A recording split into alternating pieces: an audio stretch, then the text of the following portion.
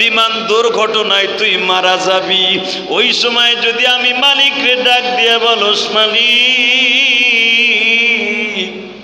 তুমি ছাড়া কেহ নাই রে বাঁচাবে, তুমি ছাড়া কেহ নাই রে বাঁচাবে, রহমতেরি কোলে টেনে নেওয়া আমাকে। একটা বিমান দুর্ঘটনা ঘটেছে, 200-র উপরে যাত্রী মারা গেছে, একজন যাত্রী বেঁচে আছে, নাম তার গোবিন্দ। নাম কি?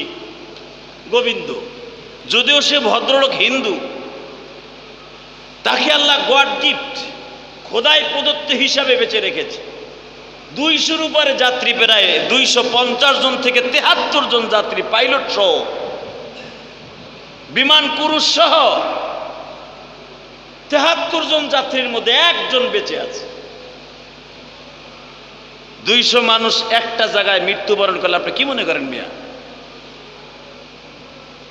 একটা জায়গায় যদি বোমা বাস্ট হয়, 10 জন লোক মারা গেলে পত্রিকায় আসে হাজার হাজার মানুষ মারা গেছে। কতক্ষণ লাগে? একটা জায়গায়, একটা ঘরের মধ্যে। বিমান এমন একটা জিনিস, যারা উঠছেন তারা জানেন, বিমানের মধ্যে বাহিরের যাররা পরিমাণ কোনো বাতাস ঢোকে না। কৃত্রিম আবহাওয়ার দ্বারা মানুষগুলাকে আল্লাহ বাঁচিয়ে রাখেন। বিমানের মধ্যে বাহিরের কোনো বাতাস ঢোকে না। মেশিনের সাহায্যে যে অক্সিজেন তৈরি হয় ফ্যানের, এয়ার কুলারের মাধ্যমে, এইটার দ্বারা বিমানের যাত্রীগুলাকে আল্লাহ বাঁচিয়ে রাখেন। একটা ঘরের মধ্যে ধরে নেন, একটা বিমান, একটা ঘর, মসজিদের মতো এমন একটা ঘর, জানলা দরজা সব লাগানো, বাহিরের যাররা পরিমাণ অক্সিজেন ঢোকে না। আপনাদের জানা আছে, বাহিরের অক্সিজেন যদি বিমানে ঢুকে, বিমান পড়ে যাবে, বিমানে আগুন লেগে যাবে। বিমান এমনভাবে তৈরি করা, কৃত্রিমভাবে ইলেকট্রিক্যাল হিসাবে অক্সিজেনের মাধ্যমে, যদিও সেটা বাহিরের অক্সিজেন, কিন্তু বাহিরের যেভাবে আমরা আবহাওয়া অনুধাবন করি, এভাবে বিমানের মধ্যে কিন্তু কোনো অক্সিজেন ঢোকে না। মেশিনের মাধ্যমে, এয়ার কুলারের মাধ্যমে আপনার আমাকে কৃত্রিমভাবে বাঁচাই রাখা হয়। 200-র উপরে, প্রায় 250-র উপরে মানুষ একটা বিমানে আগুন লেগে মারা গেল, একটা লোক বেঁচে রইল। এটা ভারতের জন্য একটা ইতিহাস, এবং এই লোকটাকে একটা ইতিহাস বানিয়ে রাখবে ভারত। কথা ঠিক না বেটে? আল্লাহ বলেন, বিমানের মধ্যেও যদি আমার ডাক দেশ, কলিয়া ইবাদি আল্লাযীন আসরাফু, আমি আল্লাহ ওখানে বসেও শুনবো। লঞ্চে ডুবে মারা যাইতেছ, ওই সময় তোর ডাক শুনবো। সুবহানাল্লাহ বলতে পারলেন? এখানেই শেষ না, এমন একটা জায়গায় তুই পড়ে গেছস, বাঘের সামনে, বাঘের সামনে, যেখানে তোকে বাঁচাইবার মতো ওই গহীন জঙ্গলে কেউ নেই। আছে কে? ওয়াকাফা বিল্লাহি শাহীদা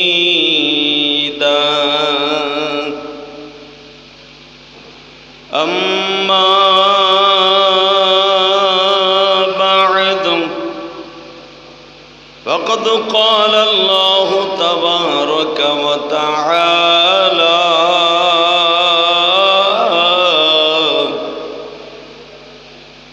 فأعوذ بالله من الشيطان الرجيم بسم الله الرحمن الرحيم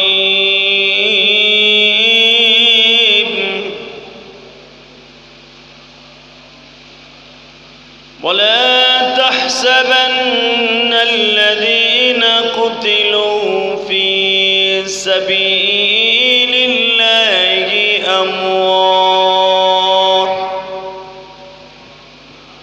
بل أحياء ولكن لا تشعرون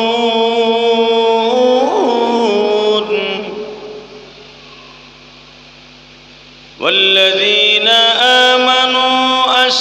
حبا لله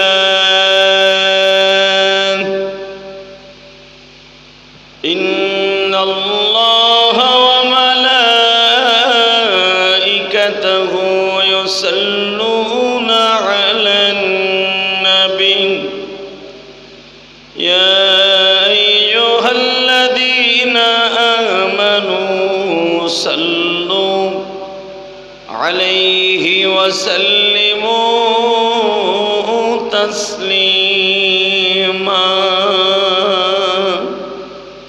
اللهم صل على محمد وعلى آل محمد كما صليت على إبراهيم وعلى آل إبراهيم إنك حميد مجيد لا إله إلا الله لا إله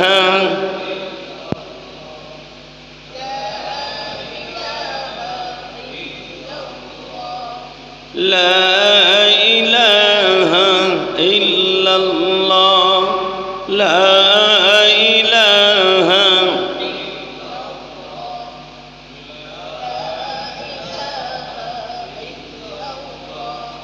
لا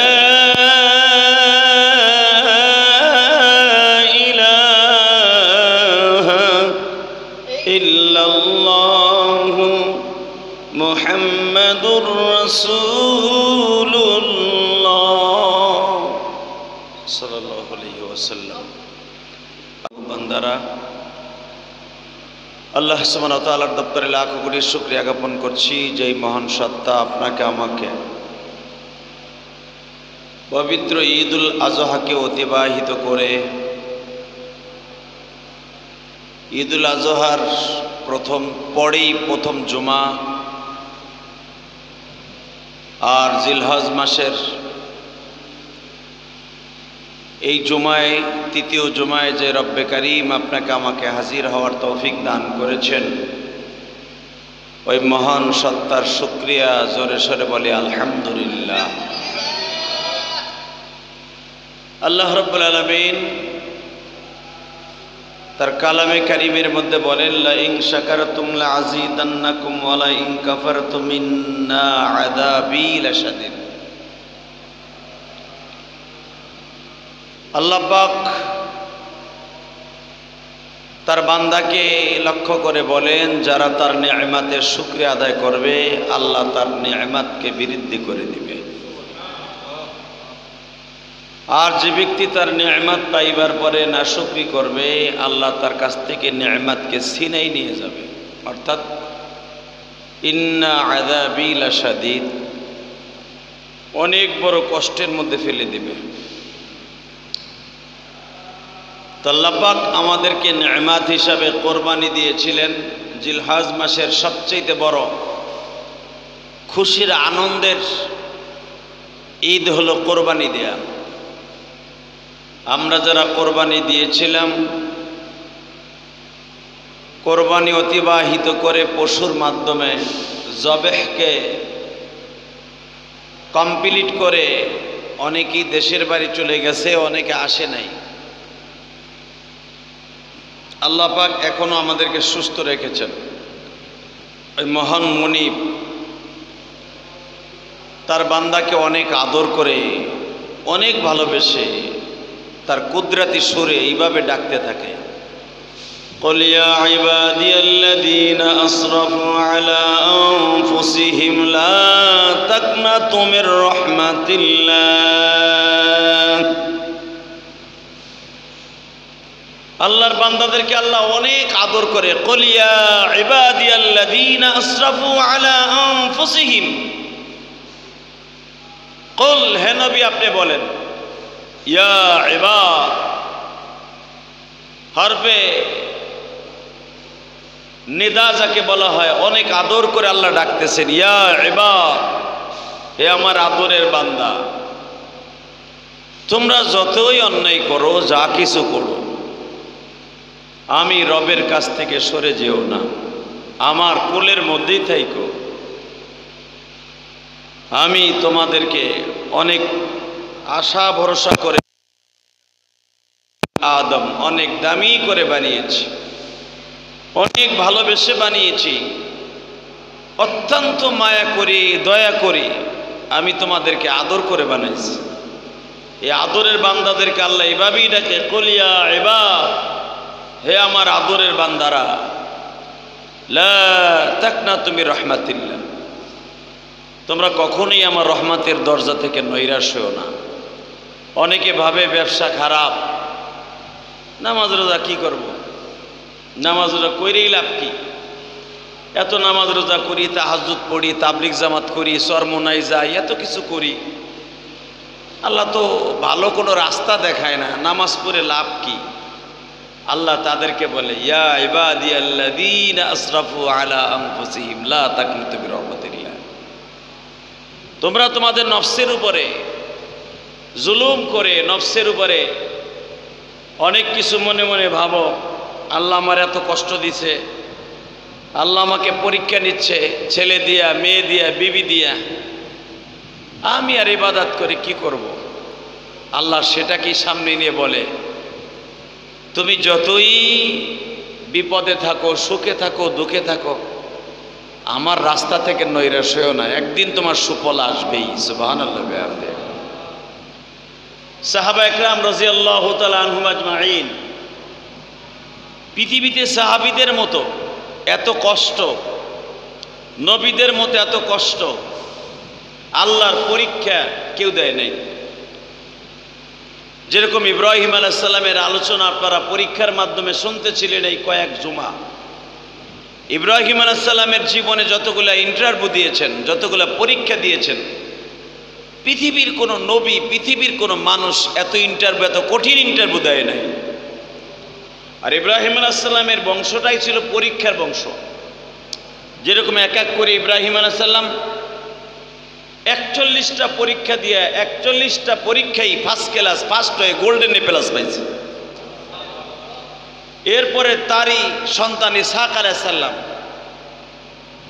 তিনিও অন্তত 25 থেকে 26টা পরীক্ষা দিয়ে ফার্স্ট ক্লাস, ফার্স্ট হয়ে গোল্ডেন প্লাস পাইছে।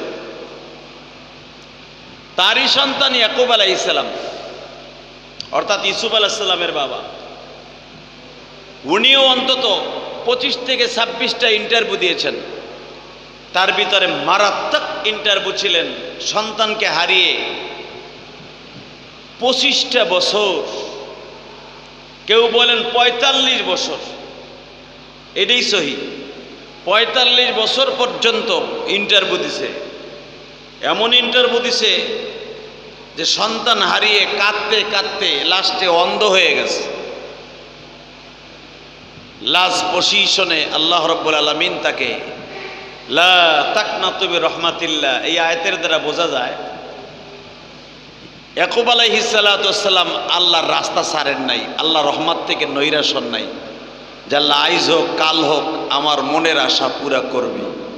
সুবহানাল্লাহ। আপনাদের জানা আছে ইয়াকুব আলাইহিস সালাম যেদিন লা তাকনাতু মির রাহমাতিল্লাহ, আল্লাহ যে বলছে আমার রহমত থেকে নৈরাশ হইও না, একদিন তোমার সুফল আসবে, যেদিন ওনার জীবনে সুফল আসবে, অর্থাৎ বাপ বেটার মহামিলন হবে, ইউসুফ আলাইহিস সালামের সাথে ইয়াকুব আলাইহিস সালামের দেখা হবে 45 বছর পরে। সুবহানাল্লাহ। আল্লাহর পয়গম্বর ইউসুফ বাবাকে দেখার জন্য ব্যাকুল, ইয়াকুব আলাইহিস সালাম সন্তানকে দেখার জন্য ব্যাকুল।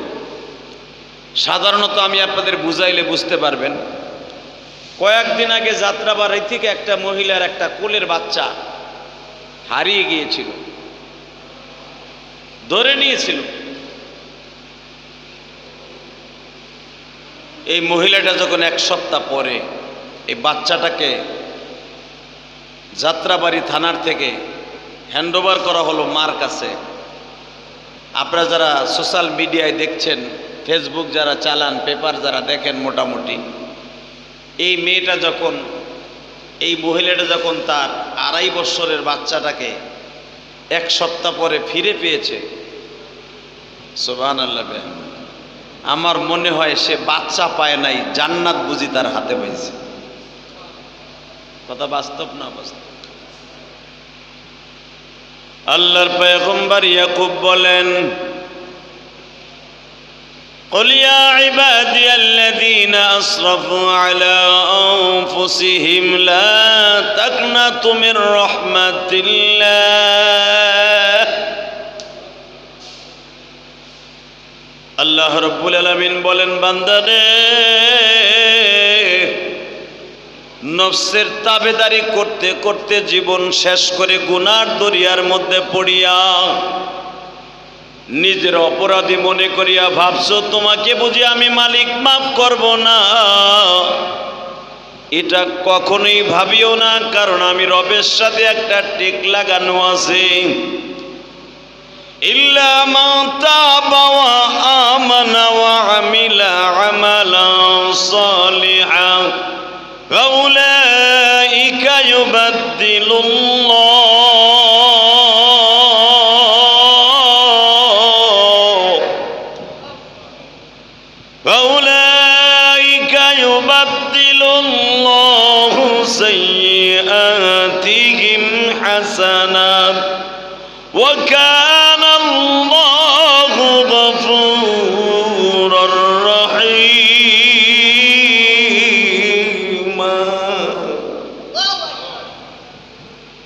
আমি রবের সাথে একটা আওয়াজ ঠিক লাগানো আছে। আমি যে বলছি, কুল ইয়া ইবাদিয়াল্লাযীনা আসরাফু আলা আনফুসিহিম লা তাকনাতু মির রাহমাতিল্লাহ। যতই নফসের উপরে তুমি যতই গুনাহ করে ফেলো না কেন, অন্যায় করে ফেলেছো, নফসের তাবেদারিতে নিজেকে নষ্ট করে ফেলেছো, কিন্তু বান্দা মনে রাখো, আমি তোমার সাথে একটা টেক লাগানো আয়াত আছে, একটা সিল চাপ্পর মারা আছে। আমার দরজা থেকে তুমি সরে যাও না। আমি মালিক তোমারে বারবার বলছি, যাইস না যাইস না, লা তাকনাতু মির রাহমাতিল্লাহ। আমার রহমতের দরজা থেকে নৈরাশ হইস না। আমি আল্লাহ কখন তোর ডাক শুনিয়া ফেলবো দুনিয়ার কেউ জানে না। আমি তোরে কখন ডাক দেব তুই নিজেই জানোস না। মনে রাখবি, ওই ডাকটা রাত 3টায় হতে পারে, ওই ডাকটা জুমার দিন হতে পারে, ওই ডাকটা ঈদুল আজহায় হতে পারে, ওই ডাকটা ঈদুল ফিতরে হতে পারে, ওই ডাকটা শবে কদরে হতে পারে, ওই ডাকটা শবে বরাত হতে পারে, ওই ডাকটা লঞ্চে যখন ডুবিয়া যাবি তখন আমার ওই ডাকটা হইতে পারে গো বান্দা, বিমান দুর্ঘটনায় তুই মারা যাবি। ওই সময় যদি আমি মালিকরে ডাক দিয়ে বলস, মালিক তুমি ছাড়া কেহ নাই রে বাঁচাবে, তুমি ছাড়া কেহ নাই রে বাঁচাবে, রহমতেরি কোলে টেনে নেওয়া আমাকে। আল্লাহু আকবার জোরে বলতে পারলেন না? এই যে একটা বিমান দুর্ঘটনা ঘটেছে, 200-র উপরে যাত্রী মারা গেছে, একজন যাত্রী বেঁচে আছে, নাম তার গোবিন্দ। নাম কি? গোবিন্দ। যদিও সে ভদ্রলোক হিন্দু, তাকে আল্লাহ গড গিফট, খোদাই প্রদত্ত হিসাবে বেঁচে রেখেছে। 200-র উপরে যাত্রী, প্রায় 250 জন থেকে 73 জন যাত্রী, পাইলট সহ, বিমান ক্রু সহ 73 জন যাত্রীর মধ্যে একজন বেঁচে আছে।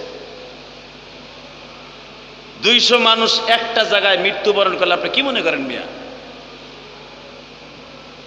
একটা জায়গায় যদি বোমা বাস্ট হয়, 10 জন লোক মারা গেলে পত্রিকায় আসে হাজার হাজার মানুষ মারা গেছে। কতক্ষণ লাগে? একটা জায়গায়, একটা ঘরের মধ্যে বিমান এমন একটা জিনিস, যারা উঠছেন তারা জানেন, বিমানের মধ্যে বাহিরের যাররা পরিমাণ কোনো বাতাস ঢোকে না। কৃত্রিম আবহাওয়ার দ্বারা মানুষগুলাকে আল্লাহ বাঁচিয়ে রাখেন। বিমানের মধ্যে বাহিরের কোনো বাতাস ঢোকে না। মেশিনের সাহায্যে যে অক্সিজেন তৈরি হয় ফ্যানের এয়ার কুলারের মাধ্যমে, এইটার দ্বারা বিমানের যাত্রীগুলাকে আল্লাহ বাঁচিয়ে রাখেন। একটা ঘরের মধ্যে ধরে নেন একটা বিমান, একটা ঘর, মসজিদের মতো এমন একটা ঘর, জানলা দরজা সব লাগানো, বাহিরের যার্রা পরিমাণ অক্সিজেন ঢুকে না। আপনাদের জানা আছে বাহিরের অক্সিজেন যদি বিমানে ঢুকে বিমান পড়ে যাবে, বিমানে আগুন লেগে যাবে। বিমান এমনভাবে তৈরি করা, কৃত্রিমভাবে ইলেকট্রিক্যাল হিসাবে অক্সিজেনের মাধ্যমে, যদিও সেটা বাহিরের অক্সিজেন, কিন্তু বাহিরের যেভাবে আমরা আবহাওয়া অনুধাবন করি এভাবে বিমানের মধ্যে কিন্তু কোনো অক্সিজেন ঢোকে না। মেশিনের মাধ্যমে, এয়ার কুলারের মাধ্যমে আপনার আমাকে কৃত্রিমভাবে বাঁচাই রাখা হয়। 200-র উপরে, প্রায় 250-র উপরে মানুষ একটা বিমানে আগুন লেগে মারা গেল, একটা লোক বেঁচে রইল। এটা ভারতের জন্য একটা ইতিহাস, এবং এই লোকটাকে একটা ইতিহাস বানিয়ে রাখবে ভারত। কথা ঠিক না বেটে? আল্লাহ বলেন বিমানের মধ্যেও যদি আমার ডাক দেশ, কলিয়া ইবাদি আল্লাযীনা আসরাফু, আমি আল্লাহ ওখানে বসেও শুনবো। লঞ্চে ডুবে মারা যাইতেছ ওই সময় তোর ডাক শুনবো। সুবহানাল্লাহ বলতে পারলেন? এখানেই শেষ না, এমন একটা জায়গায় তুই পড়ে গেছস বাঘের সামনে, বাঘের সামনে, যেখানে তোকে বাঁচাইবার মতো ওই গহীন জঙ্গলে কেউ নেই। আছে কে? জোরে বলেন কে? আরো জোরে। বুখারী শরীফের মধ্যে একটা ঘটনা আছে, আপনারা জানেন। এক মুসলিম, আপনারা জানেন সৌদি আরবে কোনো জঙ্গল নাই, আমাদের দেশের মধ্যে এরকম জোর জঙ্গল নাই। সৌদি আরবে পাহাড় আর পাহাড়, এই পাহাড়ের গুহার মধ্যে বড় বড় হিংস্র প্রাণী বসবাস করে। আমাদের দেশে আর কি পরিমাণে হিংস্র প্রাণী, শিয়াল আর কি পরিমাণে, এর চাইতে 10 গুণ 50 গুণ বেশি শিয়াল সৌদি আরবে। এরা পাহাড়ের গুহায় বসবাস করে। এদের বডির কনস্ট্রাকশন, এদের বডির যে সিস্টেম আল্লাহ ওইভাবেই বানিয়েছে। তা না হলে আমাদের দেশে শিয়াল ওই দেশের মরুভূমিতে ছেড়ে দিলে 3 দিনে বাঁচবো না। কারণ আমাদের দেশে শিয়াল হলো, আমাদের দেশে কুত্তা বিলাই, ওই দেশে নিয়ে 3 দিনও বাঁচাই রাখতে পারবেন না, ও গরমে মারা যাবে। ওই দেশের সাথে আবহাওয়ার সাথে ম্যাচ করে আল্লাহ সুবহানাহু ওয়া তাআলা ওই দেশের প্রাণীগুলাকে বাঁচিয়ে রাখে। সুবহানাল্লাহ, বাঁচতে যে কই। এই মুসলমানের বলা, সৌদি আরবের যারা সিগাল, বাঙর, শুয়াল, কুত্তা, বিলাই, এগুলা বাংলাদেশে এসে 3 মাসও বাঁচবো না। সৌদি আরবের একটা উট আপনি বাংলাদেশে আই না 2 মাসও রাখতে পারবেন না, হুগাইয়া এমনি মারা যাবে। কারণ ওদেরকে আল্লাহ এমন থিওরি, এমন সিস্টেম করে বানিয়েছে গরমের ভিতরে। কারণ ওই দেশের 2 ঋতুর দেশ, আর আমার দেশ হলো 6 ঋতুর দেশ। ওরা বছরে কয়দিন বৃষ্টি চোখে দেখে, আর আমার দেশে বৃষ্টি মাঝে মাঝেই চোখে দেখি। কথা ঠিক না বেঠিক? ওই দেশের একজন আল্লাহর বান্দা মুসলমান ক্ষুধার যন্ত্রণায় সহ্য করতে না পেরে মনে মনে ভাবছে, রব তোমার কাছে একটা আকুল আবেদন ছিল আমার, আমি আমার ফ্যামিলিকে বাঁচাইবার জন্য ব্যবসার উদ্দেশ্যে যাইতেছি, তুমি আমার দিকে খেয়াল করো। এই চিন্তা ভাবনা করে আল্লাহর বান্দা যাচ্ছে ব্যবসার উদ্দেশ্যে। মরুভূমির ভিতরে চিন্তা ভাবনা করলো, নামাজের টাইম হয়ে গেছে, নামাজটা আদায় করি। মরুভূমির ভিতর দিয়ে হাঁটতে গেলে আমরা যখন বাংলাদেশ ছাড়া অন্য দেশে সফর করি 2-4 দিনে লেগে আমরা যাই। পৃথিবীর এমন এমন দেশ আছে, দেশ বড়, জনসংখ্যা কম। ঠিক না বেটি?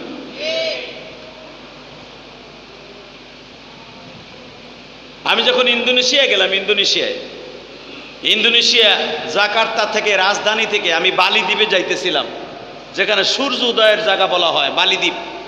এখানে ফরেনিয়ানদের বেশি বসবাস। তো 2013 সালের কথা বলি, তখন তো বাড়িঘর আরও কম আছিল। ইন্দোনেশিয়া যখন জাকার্তার থেকে যাত্রা শুরু করলাম ট্রেনে, আপনি আশ্চর্য হয়ে যাবেন, ট্রেন চলছে চলছে 500 কিলোমিটার বেগে চলতেছে সেই ট্রেনটা বিদ্যুৎ চালিত ট্রেন, কোনো ল্যান্ডিং নাই, কোনো থামাথামি নাই, চলছে তো চলছে ঘন্টার পর ঘন্টা। বিশ্বাস যদি করেন চোখের পালকে চলতেছে, আল্লাহই ভালো জানে কত দ্রুত চলে। মাঝে মাঝে পাহাড় বাজে, জঙ্গল বাজে, কারণ ইন্দোনেশিয়ার জায়গাটা পাহাড়ও আছে, জঙ্গলও আছে, ঘাস গাছলা, মালয়েশিয়ান সিস্টেম। তো যখন চলতেছে আমি ভাবতেছিলাম মাইলকে মাইল, শত শত মাইল চলছে, বাড়ি ঘর নাই, বাজার নাই, হাট নাই, কিচ্ছু নাই, চলছে তো চলছে। সুবহানাল্লাহ। তখন আমার মনে পড়ে গেল আল্লাহ রসুল যে বলছে তাতাফাক্কারু খালকিল্লাহ ওয়ালা তাতাফাক্কারু ফিল্লাহ কুল সিরু ফিল আরদ। বান্দা, আমি যে দেশটাকে বানিয়েছি একটু ঘুরে ঘুরে দেখ, এটা দেখা সুন্নাত। সুবহানাল্লাহ বলেন। যাদের সমর্থন আছে, যাদের দেখা দুনিয়া ঘুরে ঘুরে দেখার মতো অ্যাবিলিটি আছে, তারা ঘুরতে যাবেন আর আল্লাহর কুদরত আপনি বোঝার জন্য যাবেন। বাংলাদেশে বইয়া আপনি আল্লাহর কুদরত কিছুই বুঝতে পারবেন না। গেলাম বালি দ্বীপে, সুবহানাল্লাহ বিহামদিহি, সূর্যটা ডোবার টাইম হয়ে গেল, কিন্তু আল্লাহর কি কুদরত! ওই দেশে সূর্য ডোবার সাথে সাথে মাগরিবের আজান দেয়। সূর্য ডোবার আমার দেখার কপালে হইল না, কারণ মাগরিবের জন্য আমার বাংলাদেশি যারা আমার লয়ে গেছে, ওরা মসজিদে ঢুকিয়া গেছে। হালাকি এই সূর্যটা ডোবা দেখার জন্য হাজার হাজার ফরেনিয়ানরা, আমেরিকান, লন্ডন, সিঙ্গাপুরি, মালয়েশিয়ান, এই মানুষগুলা সাগরের দিকে তাকিয়ে থাকে। যখন সূর্যটা ডুবে মনে হয় পুরা সাগরের পানিটা, নীল বর্ণের পানিটা মনে হয় লাল বর্ণের হয়েছে। তখন মনে পড়ে গেল আমার মাবুদের কথা। আল্লাহ যে কোরআনে বলছেন মারাজাল বাহরাইনি ইয়ালতাকিয়ানি বাইনাহুমা বারযাখুন লা ইয়াবগিয়ান ফাবিআইয়ি আলাই রাব্বিকুমা তুকাযযিবান। এ বান্দা, নিজেরে খুব বড় মনে করস না? নিজেরে খুব বড় মনে করস? একটা বিল্ডিং এর মালিক হইয়া, একটা ইন্ডাস্ট্রিজের মালিক হইয়া তুই নিজেরে মনে করস কিছুই না, তুই, তোর কাছে দুনিয়া কিছুই না। একটা বিএনপির পদ পাইয়া, একটা আওয়ামী লীগের পদ পাইয়া তুই মনে করস কি তুই অনেক কিছু। হালাকি তুই কি জানোস পৃথিবীর এমন কোনো শক্তি নাই আমার একটা কুদরতের সামনে কোনো মানুষ মোকাবেলা করতে পারে। কথা বলেন না কেন? মারাজাল বাহরাইনি ইয়ালতাকিয়ানি বাইনাহুমা বারযাখুন লা ইয়াবগিয়ান। এত ক্ষমতাবান নিজে মুখে মজা করস? আমার দুই সাগরের মাহের মোহনা, যেখানে এক পাশের পানি নীল বর্ণের আর এক পাশের পানি হলো সাদা বর্ণের, একই সাগরে বসবাস করে তারা, এক বাহারে, এক সমুদ্রে বসবাস করে, কারোর সাথে কোনো মিল নাই। পৃথিবীর কোনো বৈজ্ঞানিক কোনো পানির সাথে কোনো পানিকে মিলাইতে পারে না। এটা আমি মালিকের কুদরত, আমিই পারি শুধু মিলাইতে। যেরকম মারহাবা, আরো জোরে বলতে পারলেন না?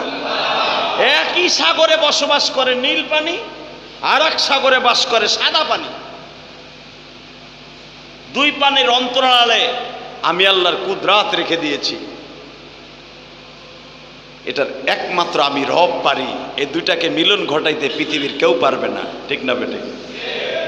কোনটাকে সত্য মনে করিবে, কোনটাকে মিথ্যা মনে করিবে, যতই তুমি চেষ্টা করবে আমার কোন কুদরতকে সত্য মিথ্যা বলে তুমি রিসার্চ করতে পারবে না। কথাটা কার? তো আল্লাহর এই বান্দা তার নিজের ব্যাগ সামানাকে পাশে রেখে নামাজে দাঁড়িয়ে গেছে। হঠাৎ করে আপনারা জানেন মরুভূমি তদনীতিনকালে সন্ত্রাসী, ডাকাত, দেশদ্রোহী যাদেরকে বলা হয় বাংলাদেশে আছে না নাই? হ্যাঁ, ছিনতাইকারী যাকে বলা হয়, কিছু ডাকাত এই লোকটার নামাজের সুযোগ পাইয়া মনে মনে ভাবছর পটলার ভিতরে অনেক মালসাবানা আছে, লোকটারে মারার জন্য রেডি হয়ে আছে। একজন আর একজনকে পরামর্শ করতেছে, এই লোকটারে যে মারবি মনে হয় তার ইবাদতের ভিতরে মশগুল, তারই ধর্মের মানুষগুলা লোকটাকে মেরে ফেলি, মরার আগে অন্তত মাইরে ফেলাবার আগে তার ইবাদতে ডিস্টার্ব করিস না। বাস, লোকটা নামাজ যখন বুঝতে পারতেছে, নামাজের মধ্যেই বুঝতে পারতেছে যে আমি যে নামাজে দাঁড়িয়েছি, আমাকে ডাকাইতে অ্যাটাক করেছে, আমি ডাকাইতের কবলে পড়ে গেছি। তখন লোকটা নামাজের ভিতরে আমার মালিককে খুব চোখের পানি দিয়ে ডাকতেছে, আল্লাহ তুমি ছাড়া আমারে বাঁচাইবার মতো আর কেউ নাই। তুমি না কোরআনে বলছো, قل يا عبادي الذين أسرفوا على أنفسهم لا تقنطوا من رحمة الله। তোমার রহমতের দরজা থেকে নৈরাশ হইতে আমাদেরকে তুমি না করেছো।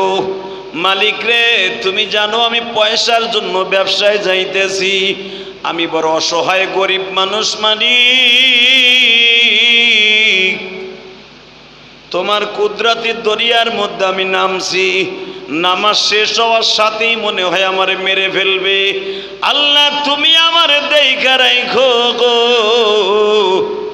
লোকটা সালাম ফিরাইয়াই দেখে তার পিছনের দুইটা লোক ডেড বডি পড়ে রয়েছে। সুবহানাল্লাহ কইলেন না? কি বডি? মারতে আইছিল ওরে, যারা মারতে আইছে হ্যাঁ কই ডেড বডি, ওরাই মরে পড়ে রয়েছে। নামাজ শেষ হয়ে গেল, লোকটা শুকরানা আর 2 রাকাত নামাজের জন্য সেজদা দিলেন। সেজদার ভিতরে কানে কানে শুনতেছে, আল্লাহর পাগল, যদি কোনো বান্দা আমার কাছে সাহায্য চায়, আমি তাকে বাঁচাইবার জন্য ওই শত্রুদেরকে আমি আল্লাহর কুদরতে হাত দিয়া ধ্বংস করে দেই। অন্য দলের লোকগুলাকে মিথ্যা মামলা দিয়ে সোজা করে, কথা কর না কেন?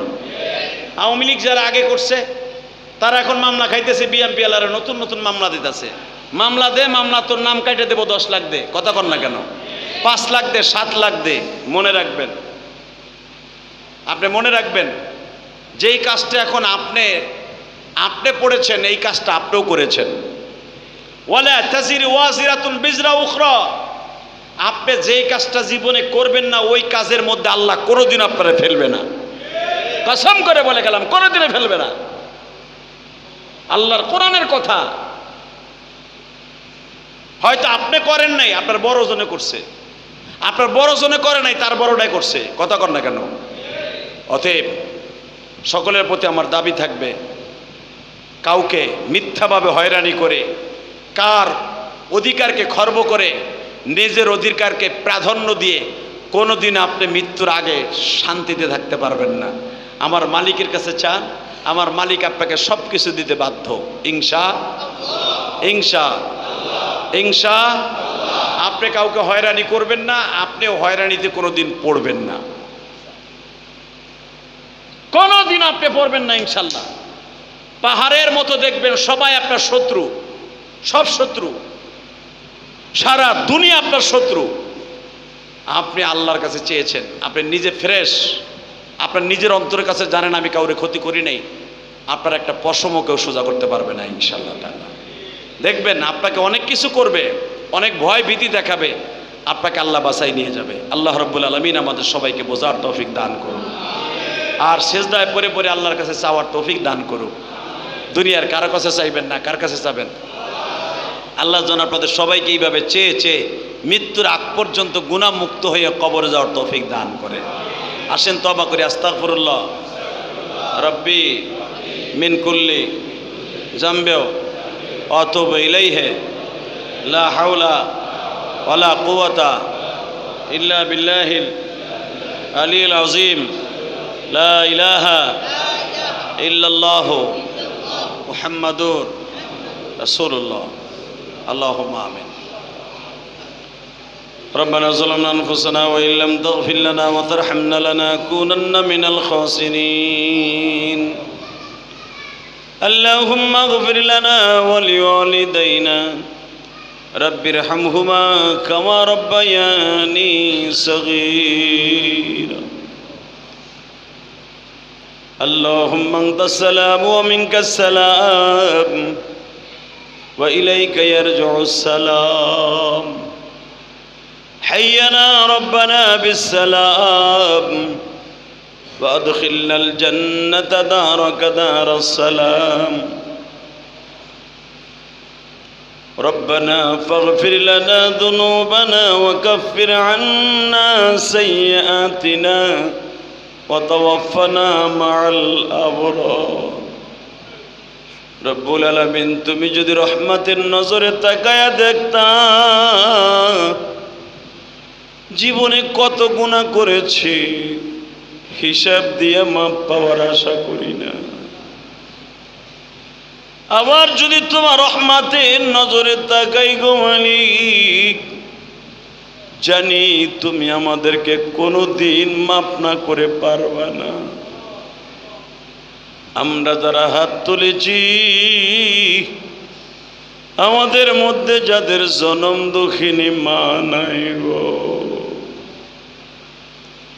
এই যে কোরবানি চলে গেল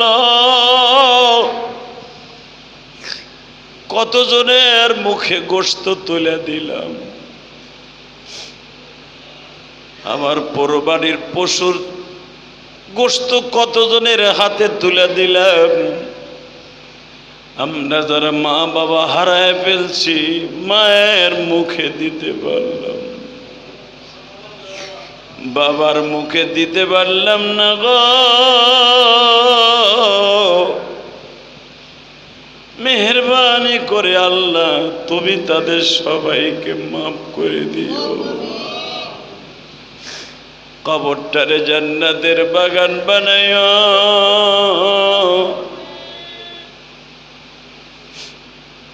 সারা বিশ্বের মুসলমানকে তুমি মাফ করে দিও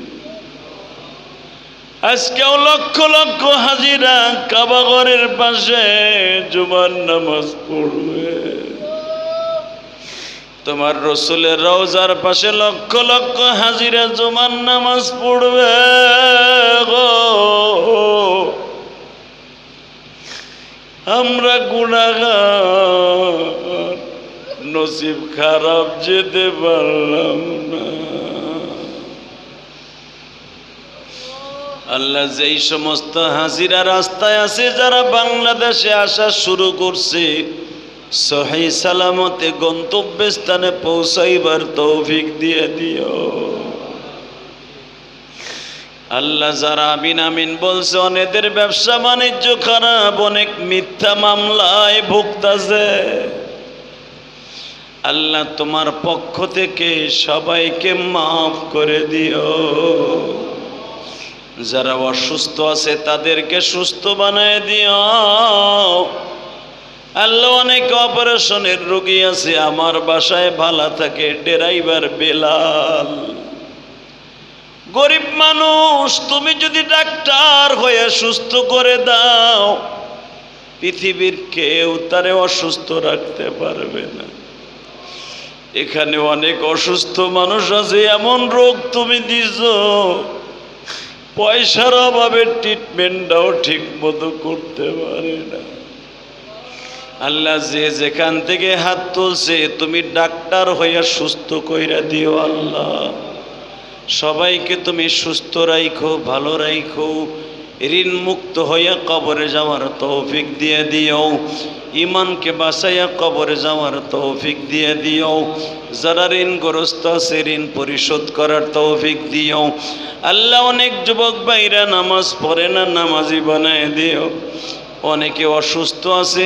সবাইকে সুস্থ বানায় দিও আল্লাহ আমাদের সবাইকে 5 ওয়াক্ত নামাজি বানায় দিও তোমার মসজিদ মাদ্রাসায় যারা দান করে তাদের দানগুলা কবুল করে নিও এর বিনিময়ে তাদের কামাই রোজগারে বরকত দিয়ে দিও তুমি না বলেছো যারা বেশি বেশি দান করবে তাদের বডিকে আমি আল্লাহ ভালো রাখব আল্লাহ এদের সবার বডিকে ভালো রাখবা কামাই রোজগারে বরকত দিয়ে হালাল রিজিকের ব্যবস্থা করে দিবা আল্লাহ আমার এই মসজিদে মাদ্রাসায় যারা দান করে তাদের দানগুলো কবুল করবা আল্লাহ এদের শরীরটা সুস্থ রেখে কামাই রোজগারে বরকত দান করবা সমস্ত মিথ্যা মামলা থেকে হেফাজত করবা সমস্ত মিথ্যা মামলা থেকে হেফাজত করবা ওয়াসাল্লাল্লাহু তাআলা আলা খায়রি খালকিহি মুহাম্মদ ওয়া নূরি আরশি সাইয়্যিদিনা মাহুম বিরহমাতিকা ইয়া রাহমান